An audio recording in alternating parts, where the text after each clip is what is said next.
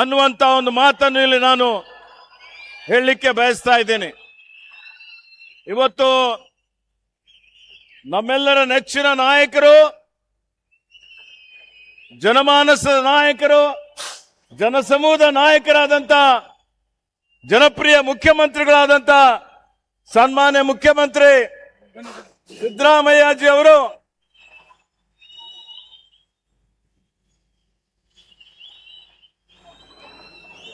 ಈ ಕಾರ್ಯಕ್ರಮಕ್ಕೆ ಆಗಮಿಸಿದ್ದಾರೆ. ಅವರಿಗೆ ಎಲ್ಲರ ಪರವಾಗಿ ಹೃತ್ಪೂರ್ವಕ ಸ್ವಾಗತವನ್ನು ಬಯಸ್ತಾ ಇದ್ದೇನೆ. ಅದೇ ರೀತಿಯಲ್ಲಿ ಕಾರ್ಯಕ್ರಮ ಆಯೋಜನೆ ಮಾಡಿದಂತ ಮಾನ್ಯ ಗೃಹ ಸಚಿವರಾದಂತ ಶ್ರೀ ಜಿ ಪರಮೇಶ್ವರ್ ಅವರಿಗೂ ನಾನು ಸ್ವಾಗತವನ್ನು ಬಯಸ್ತಾ ಇದ್ದೇನೆ. ಇದಕ್ಕೆ ಆತ್ಮೀಯ ಬಂಧುಗಳೇ, ಇವತ್ತು ಏನು ನಾವು ಪಂಚ ಗ್ಯಾರಂಟಿಗಳನ್ನು ಅನುಷ್ಠಾನಕ್ಕೆ ತಂದಿದ್ದೇವೆ, ಈ ನಮ್ಮ ಗ್ಯಾರಂಟಿಗಳು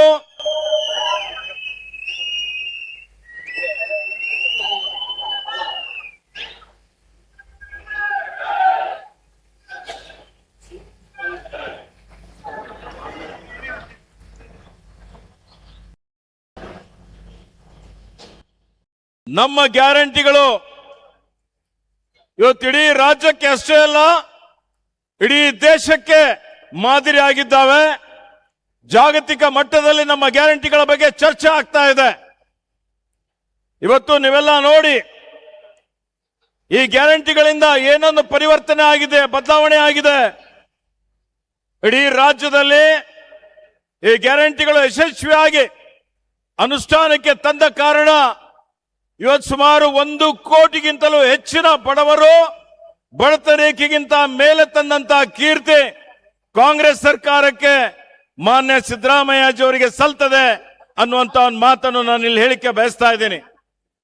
ಇವತ್ತು ಇಡೀ ದೇಶದಲ್ಲಿ ಇವತ್ತು ಎಲ್ಲಕ್ಕಿಂತ ಹೆಚ್ಚಿನ ಒಂದು ತಲಾದಾಯ ಇರುವಂತ ಸರ್ಕಾರ ಅದು ರಾಜ್ಯ ಕರ್ನಾಟಕ ಅಂತ ಹೇಳಿದ್ರೆ ಅದರ ಕೀರ್ತಿನೂ ಸಹಿತ ಮಾನ್ಯ ಸಿದ್ದರಾಮಯ್ಯಜಿ ಅವರಿಗೆ, ನಮ್ಮ ಸರ್ಕಾರಕ್ಕೆ ಸಲ್ತದೆ ಅನ್ನುವಂತ ಒಂದು ಮಾತನ್ನು ಹೇಳಿಕೆ ಬಯಸ್ತಾ ಇದ್ದೀನಿ.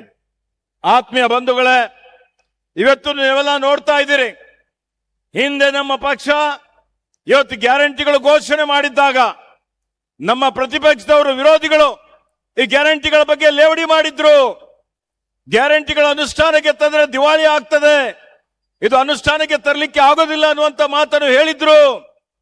ಆದರೆ ಇವತ್ತು ನಮ್ಮ ಗ್ಯಾರಂಟಿಗಳನ್ನೇ ಅವರು ಹೈಜಾಕ್ ಮಾಡಿ ಇವತ್ತೇನು ಮೊನ್ನೆ ನಡೆದಂತ ಎಲ್ಲಾ ಚುನಾವಣೆಗಳಲ್ಲಿ, ದೆಹಲಿ ಚುನಾವಣೆ ತಗೋರಿ, ಇಲ್ಲಿರುವಂತ ಮಹಾರಾಷ್ಟ್ರ, ಮಧ್ಯಪ್ರದೇಶ್, ಆಸಾಂ, ವೆಸ್ಟ್ ಬೆಂಗಾಲ್ ಎಲ್ಲಾ ಕಡೆ ನಮ್ಮ ಗ್ಯಾರಂಟಿಗಳನ್ನು ಕಾಪಿ ಮಾಡಿ ನಾವು ಕೊಟ್ಟಂತ ಗ್ಯಾರಂಟಿಗಳನ್ನೇ ಕದ್ದು ತಮ್ಮ ಜನಪ್ರಿಯತೆ ಹೆಚ್ಚಿಗೆ ಮಾಡಿಕೊಳ್ಳಿಕ್ಕೆ ಪ್ರತಿಪಕ್ಷ ಭಾರತೀಯ ಜನತಾ ಪಕ್ಷ ಪ್ರಯತ್ನ ಮಾಡಿದ್ದು ನೀವೆಲ್ಲ ನೋಡ್ತಾ ಇದ್ದೀರಿ.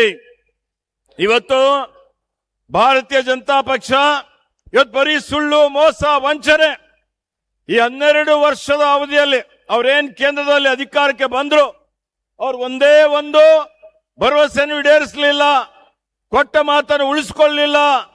ಇವತ್ತು ಏನೇನು ವಾಗ್ದಾನ ಮಾಡಿದ್ರು ಅವೆಲ್ಲವನ್ನು ಇವತ್ತು ಬರೀ ಸುಳ್ಳು ಹೇಳ್ತಾ ಹೊರಟಿದ್ದಾರೆ.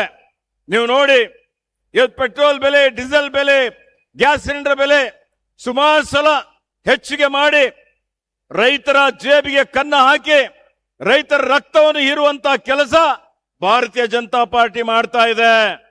ಇವತ್ತು ಯಾವ ರೀತಿಯಲ್ಲಿ ಬಡವರ, ಅದರಲ್ಲಿ ವಿಶೇಷವಾಗಿ ನಮ್ಮ ದೇಶದ ಮುಂದಿನ ಪ್ರಜೆಗಳು, ಭವಿಷ್ಯದ ನಾಯಕರು ಏನ್ ಯುವಕರಿದ್ದಾರೆ, ಆ ಯುವಕರ ಒಂದು ಭವಿಷ್ಯ ನಾಶ ಮಾಡುವಂತ ಒಂದು ಕೆಲಸ ಭಾರತೀಯ ಜನತಾ ಪಕ್ಷ ಮಾಡಿದೆ.